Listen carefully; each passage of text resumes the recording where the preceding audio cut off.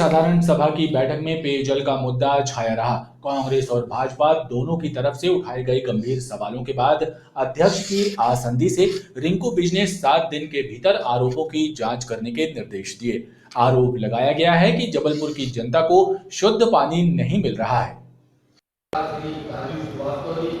नगर निगम में आयोजित हुई इस कार्यकाल की पहली साधारण सभा की बैठक में पेयजल का मुद्दा छाया रहा। सभा में मौजूद पश्चिम विधानसभा क्षेत्र के कांग्रेस विधायक तरुण भानोट ने कहा कि शहर की जल वितरण व्यवस्था चौपट है। करोड़ों रुपए खर्च होने के बावजूद जनता को पीने का पानी नसीब नहीं हो रहा है। जल वितरण व्यवस्था की खामियों को दूर किया जाना चाहिए। हजारों करोड़ रुपए आप लोगों ने लोन लेके रखा है।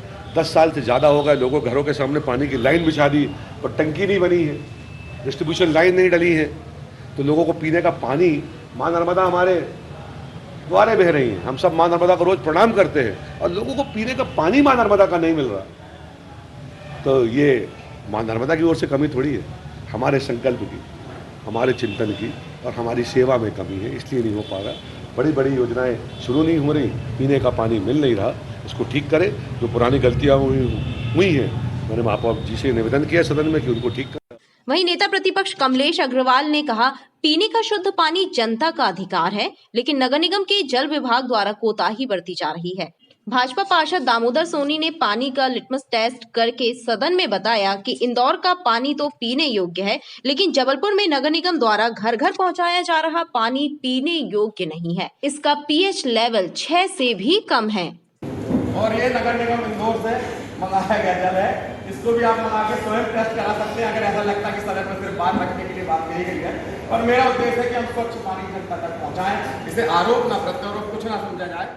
ये जांच का विषय है। निश्चित रूप से पूरे शहर के जहाँ जहाँ पानी सप्लाई होती है, जहाँ जहाँ पानी का एकत्रीकरण होता है, जहाँ जहाँ जल केंद्र बनाए गए हैं, उनकी जांच होनी चाहिए, क्योंकि यदि उसमें कोई कमी होती है तो कहीं ना कहीं जाके जनता की जान के साथ खिलवाड़ किया जा रहा है। और यदि ये पानी शुद्ध होता है तो मुझे ऐसा लगता है कि इसके लिए प्रयास करना चाहिए महापौर जी को, आयुक्त महोदय को, क्योंकि यदि इस प्रकार का अगर गंदा पानी जनता पी रही है, और मैं तो ये कहना चाहता हूँ कि यदि आप कुछ जगहों की बात करो तो कुछ जगह तो वैसे ही गंदा पानी आ रहा है, और जब गंदा पानी आता है तो कहीं ना कहीं जाके स्वास्थ्य में तकलीफ होती है।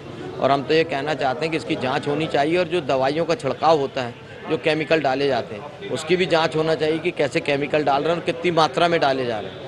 आरोप प्रत्यारोपों के चलते अध्यक्ष रिंकू विज ने पानी की जांच के निर्देश दिए। सम्मानीय पार्षद दामोदर सोनी जी ने विषय उठाया था जल की गुणवत्ता को लेके। उनका ये कहना था कि जल के जो संशोधन, यहाँ पे जल स्वच्छ होता है, वहाँ पे जो सामग्री उसको स्वच्छ करने के लिए ली जा रही है वो एकदम घटिया है। तो काफ़ी गंभीर आरोप है, उसकी जाँच करने के लिए एवं हम अपने शहर में जल किस गुणवत्ता का दे रहे हैं। उन्होंने उदाहरण के तौर पे बताया था कि इंदौर का जल हमारे यहाँ से बहुत अच्छा है, हमारे यहाँ के जल की गुणवत्ता कम है। तो उसकी जांच के लिए माननीय महापौर जी भी उसमें सहमत हैं। आयुक्त महोदय से कहा है कि 1 हफ्ते के अंदर उसकी जांच कराएं। बैठक में मौजूद कैंट विधायक अशोक रोहानी ने रांची क्षेत्र के लिए एक फायर वाहन देने के लिए 30 लाख रुपए की घोषणा की और कहा कि विकास कार्यों में हमेशा सहयोगी रहेंगे। वहीं उत्तर मध्य विधानसभा क्षेत्र के विधायक विनय सक्सेना ने पक्ष विपक्ष को मिलकर कार्य करने की नसीहत देते हुए कहा कि शहर विकास की ओर ध्यान दें।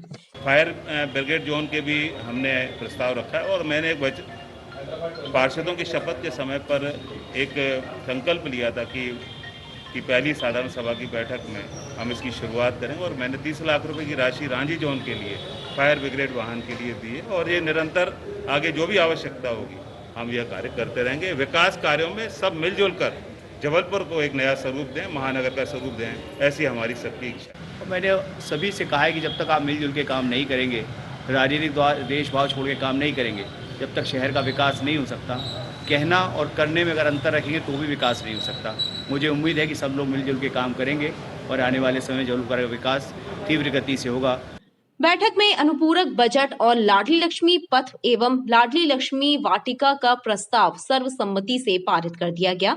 32 करोड़ 99 लाख के अनुपूरक बजट में प्रत्येक पार्षद को इस वित्तीय वर्ष में 40-40 लाख रुपए के कार्य कराने का अधिकार प्रदान किया गया है।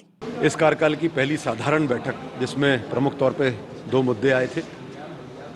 पुष्टियां थी पुराने सदन की बैठकों की, पुष्टि हम लोगों ने सर्वसम्मति से की।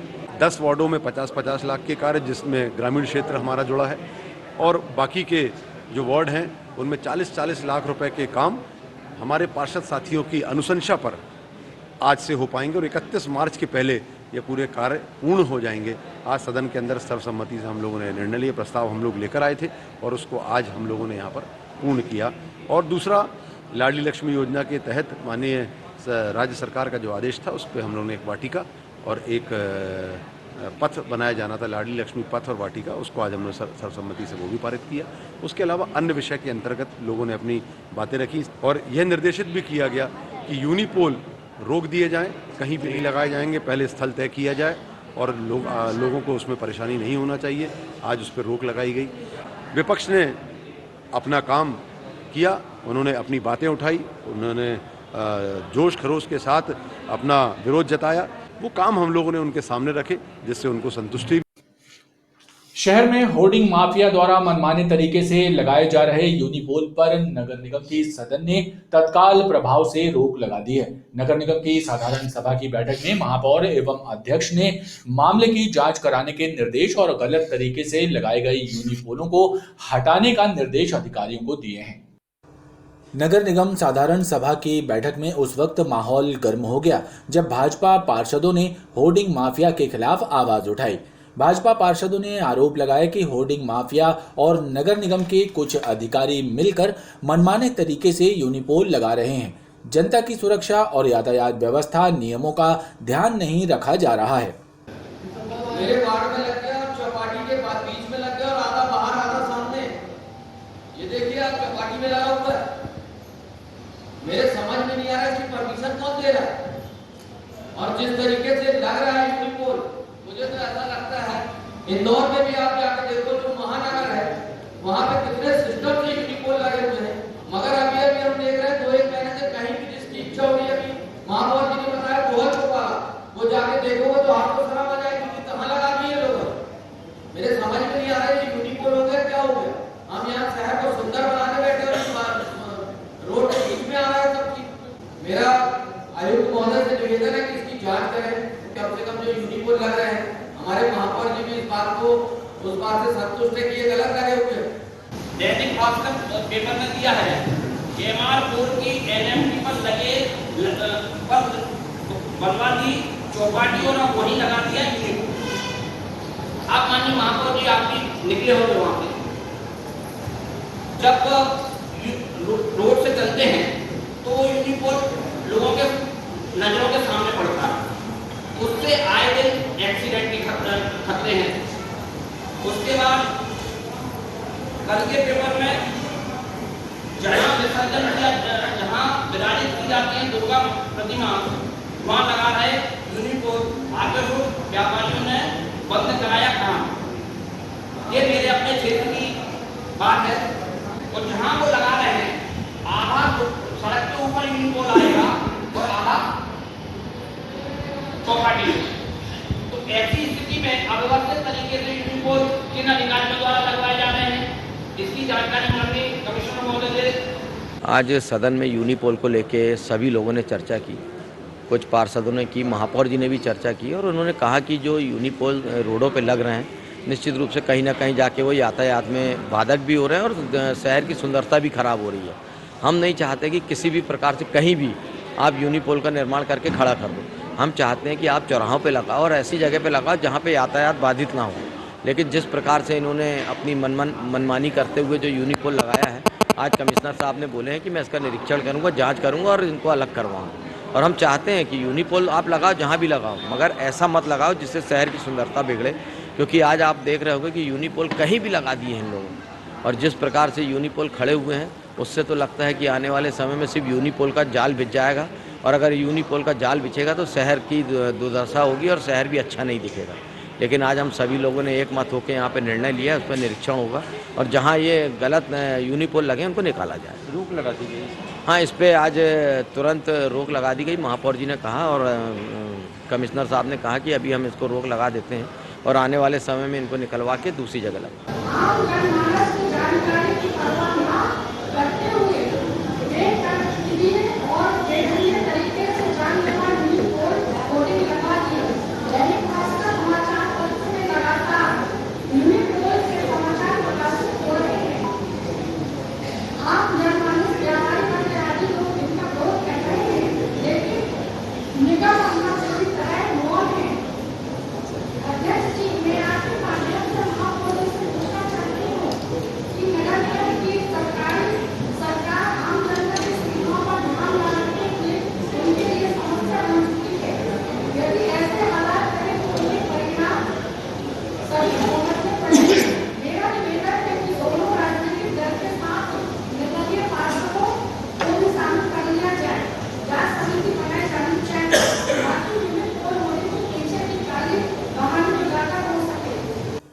महापौर जगत बहादुर सिंह अन्नू ने स्वीकार किया कि यूनिपोल लगाने में गफलतबाजी हो रही है, नियमों का ध्यान नहीं रखा जा रहा है। महापौर ने आयुक्त से कहा मामले की तत्काल जांच कराई जाए। मुझे बहुत अच्छा लगा पेपर में पढ़ा कि जब वहाँ के व्यापारियों में सड़क पे लगाने वाले पहले जो यूनिपोल लगे वो ठीक लगे, वो कहीं हमारे सड़क अभी भी ऐसे लगा रहे हैं कि यहाँ लगाया आधा सड़क के ऊपर आया आधा पे आया। उस पर मेरी अधिकारियों से चर्चा हुई थी, उन्होंने ये कहा कि ये दोनों निकाल दिए जाएंगे। फिर उसके बाद ये तीसरा मामला और आया। मेरा ऐसा मानना है इस पे आप हम आयुक्त से चर्चा करेंगे सीधे कि आप उस पर कोई नियम बनाएंगे कि ये यूनिपोल जब आगे लगाए जाएंगे तो इसके आप किससे परमिशन लेंगे, ये जगह का सिलेक्शन कैसे होगा, ये कौन बताएगा कि कहाँ लगाया जाना चाहिए कहाँ। इस पर कम से कम आयुक्त तो तय करें खुद, MIC में भी नहीं रहा है, सदन में भी नहीं रहा है, लेकिन आयुक्त कम से कम उसमें जिम्मेदारी ले कि ये यूनिपोल मेरे कहने के हिसाब से लग रहे हैं, मतलब कमिश्नर के आयुक्त के कहने से लग रहे हैं, तो आयुक्त को उसकी जिम्मेदारी ले। क्योंकि अगर हम बीच सड़क में अगर प्रतिमाएं नहीं लगा पाते हैं, माननीय सर्वोच्च न्यायालय और उच्च न्यायालय इस बात की रोक करते हैं कि हम जब ट्रैफिक में चलते हैं तो हमारा ध्यान नहीं भटकना चाहिए, तो सड़क के किनारे कोई लगी हुई चीज हमको स्वीकार है। लेकिन अगर यूनिपोल ऐसा लगेगा कि आधा सड़क पे और आधा सड़क के अंदर है तो ये तो स्वीकार्य नहीं है। ये तो हमारे लिए बहुत, ये आपने बिल्कुल, मैं आपकी बात से 100% सहमत हूँ। इसके लिए आयुक्त को जिम्मेदारी लेना होगी कि वो जो यूनिपोल लग रहे हैं, हम तो आयुक्त को जानते हैं, वो किस अधिकारी को उन्हें काम दिया है वो जाने। ये आयुक्त को तय करना होगा कि आपने जो यूनिपोल लगा रहे हैं वो ऐसे क्यों, जब पहले आपने ठीक लगाए हैं, इतने वर्षों से ठीक लगे, कोई आपत्ति नहीं है, तो आप सड़कों के ऊपर क्यों लगाए जा रहे हैं, इस पर रोक लगना चाहिए। मैंने 2 के लिए फोन किया था, तीसरा मैंने आपसे पेपर में पढ़ा, ये तीनों मुझे आपत्तिजनक लगे। इस पे जो महेश भाई कह रहे हैं उनकी बात को समर्थन करता हूं। आयुक्त महोदय ने उस बात को बहुत ईमानदारी से लेते हुए, समझते हुए और उनके क्या समाधान हो सकते हैं उसको इम्प्लीमेंट करने के लिए यहाँ पर अपनी बात करी। महापौर के कहने पर अध्यक्ष रिंकू बिज ने यूनिपोल लगाए जाने के कार्य पर आसंदी से निर्देश दिए कि तत्काल रोक लगाई जाए। यूनिपोल का विषय बहुत गंभीर है, इसमें सम्मानीय पार्षदगण, माननीय महापौर जी, निगम आयुक्त सबकी सहमति बन गई है। ये निगम आयुक्त जी ने बोला 1 हफ्ते के अंदर जांच करेंगे, जितने भी यूनिपोल गलत लगे उनको अलग करवाएंगे। पूर्व में जितने यूनिपोल लगे थे ठीक थे, अभी जो लग रहे हैं इसके आदेश पे लग रहे हैं, सबकी जांच होगी। तत्काल से रोक लगा दी कि अभी नहीं लगेंगे, एक्सीडेंट दुर्घटना हो सकती, जनहानि हो सकती है। माननीय आयुक्त महोदय ने उसकी जांच के निर्देश दिए और शीघ्र उसको रोका। सदन की बैठक के दौरान महापौर ने दैनिक भास्कर की खबरों का हवाला देते हुए बताया कि गलत तरीके से लगाए गए सभी यूनिपोल हटाए जाएंगे और नियमों का उल्लंघन बर्दाश्त नहीं किया जाएगा। इस पर आयुक्त महोदय को आप निर्देशित करने मेरा आपसे आग्रह है कि इसको पहले सबसे पहले तो रोक दें, नए यूनिपोल लगाने, उसकी जगह तय हो, जगह तय होने के बाद उसकी जांच कर ली जाए कि कहीं किसी प्रकार से आम जनता को उसमें नुकसान ना होगा और तकलीफ ना हो, तब उसके बाद वो लगाए जाए और बिना स्पॉट तय करे हुए उसको किसी भी तरीके से नहीं। भवन निर्माण के क्षेत्र में कामगारों को भविष्य निधि का लाभ प्रदान किए जाने की स्थिति बेहद दयनीय है।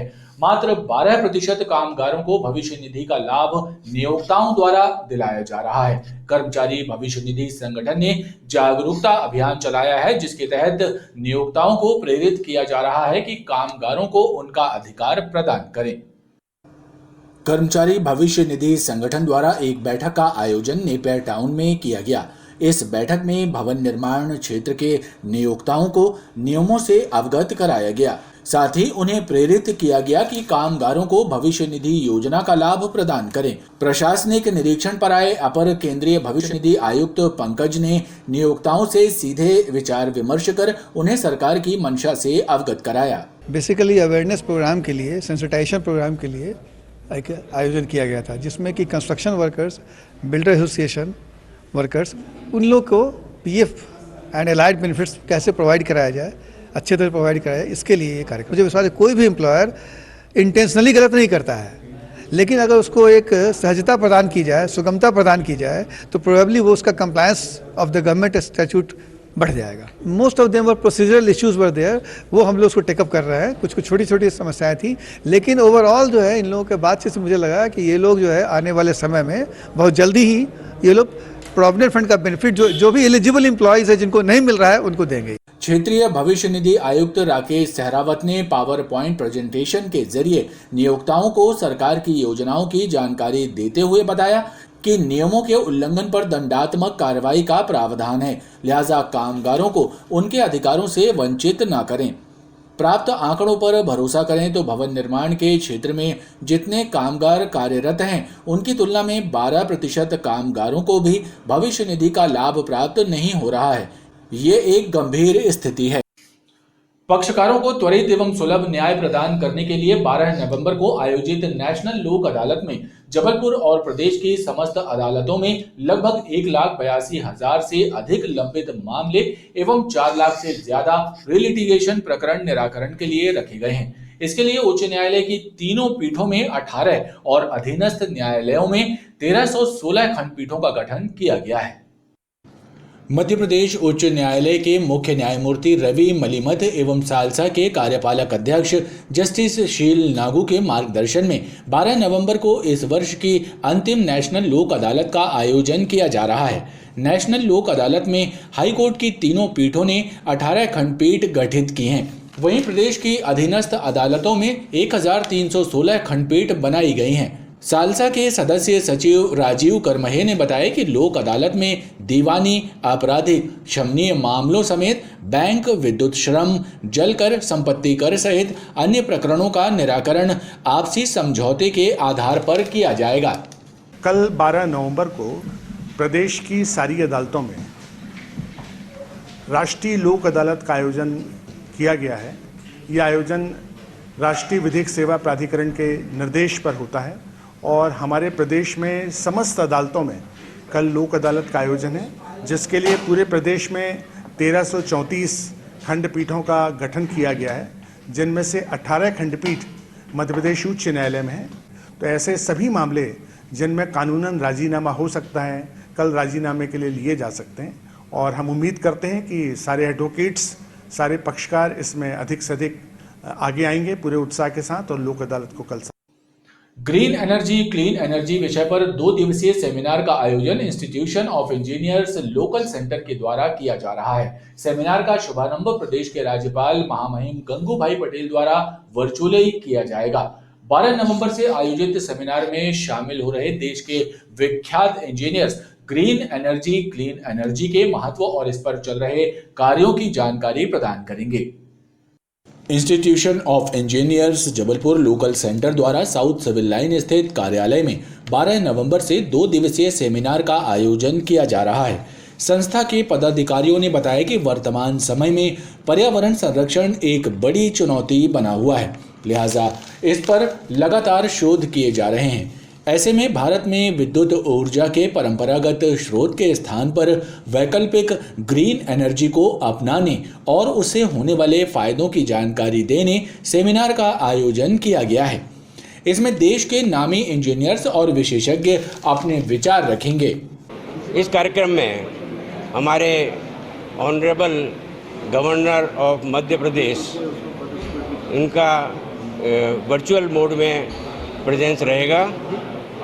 इसके अलावा हमारे यहाँ से कई जो डायरेक्टर्स हैं और IIIT के और जो यहाँ गवर्नमेंट के जो सीनियर जो ऑफिसर्स हैं, एडिशनल चीफ सेक्रेटरी और इस रैंक के, वो लोग इसमें पधारेंगे। और इसके अंदर ऑल ओवर द इंडिया से डिफरेंट पेपर्स, टेक्निकल पेपर्स यहाँ पर आएंगे और उनको यहाँ पर उनका वो अपना प्रेजेंट करेंगे पेपर को। और उसके अलावा यहाँ पर 4 एमिनेंट पर्सनैलिटी को अवार्ड दिया जाएगा और यंग इंजीनियर्स अवार्ड भी दिया जाएगा। कार्यक्रम के दौरान अभियंताओं को सम्मानित भी किया जाएगा।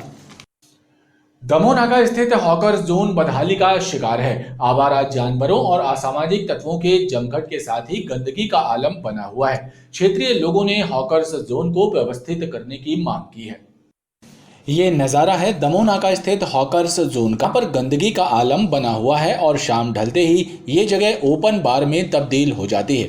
दरअसल निगम प्रशासन द्वारा सड़कों के किनारे काबिज सब्जी एवं फल विक्रेताओं सहित फुटपाथ पर दुकान लगाने वाले अन्य दुकानदारों के लिए हॉकर्स जोन का निर्माण कराया गया था, लेकिन यहां पर व्याप्त अव्यवस्थाओं के कारण हॉकर जोन बदहाली का शिकार हो गया है। हॉकर जोन पे यहाँ पे कुछ उपक्षित पड़ा है, गंदा पड़ा है, कर्मचारी आते हैं साफ वगैरह नहीं करते हैं यहाँ पे, शराब पीते हैं, रात में बहुत ही दारूखोरी भी वगैरह भी होती रहती है यहाँ पे। टूटा हुआ है चारों साइड, देख सकते हैं आप, कोई मतलब का नहीं है। यहाँ साफ़ सफाई होना ज़रूरी भी है।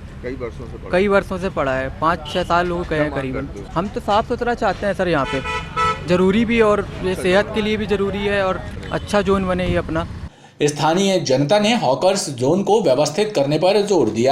भगवान शालिग्राम और तुलसी विवाह के बाद अखंड सौभाग्य की कामना से हनुमान ताल में सुहागन महिलाओं द्वारा सुहागले का आयोजन किया गया, जिसमें शामिल होकर सैकड़ों महिलाओं ने अपने अपने पति की दीर्घायु के लिए पूजन किया। हनुमान ताल क्षेत्र में आयोजित सुहागले कार्यक्रम में सैकड़ों महिलाओं ने शामिल होकर विधि विधान से पूजन किया और अपने पति की लंबी आयु की कामना की। महिलाओं ने बताया कि भगवान शालिग्राम और तुलसी विवाह के बाद सुहागले करने की परंपरा चली आ रही है, जिसका निर्वाह करते हुए सामूहिक रूप से सुहागलों का आयोजन किया गया।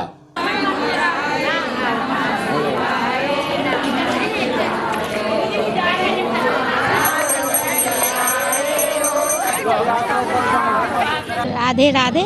हनुमान ताल स्थित चौतरियों में जो सवा महीने गोपियां जप तप करती हैं कृष्ण भक्ति में लीन होकर, तो आज उसका समापन होता है और ये 11 से लेके पूर्णिमा तक जो तुलसी विवाह किया जाता है, तो जैसे कि विवाह के पश्चात सुहागलों का आयोजन होता है, तो गोपियां उसी भाव से यहाँ पे आकर तुलसी माता की सुहागलों का आयोजन करती हैं। आज वही सुहागलों का कार्यक्रम था। गणेश चतुर्थी थी तो गणेश भगवान की कथा करी।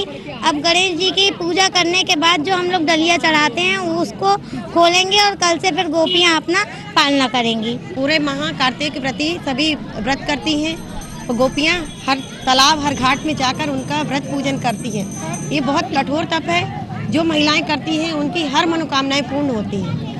और जो स्त्री नहीं कर पाती है, वो यदि व्रती 5 दिन भी कर लेती है इस व्रत को, तो उनको पूरे माह का पूर्ण फल प्राप्त होता है। हर चौतरिया में कथा हो रही है, सुहागले हो रही हैं, कम से कम नहीं तो लाखों की जनता में आज की सुहागले। खबरों का ये क्रम लगातार जारी है, आप देखते रहिए BTV न्यूज।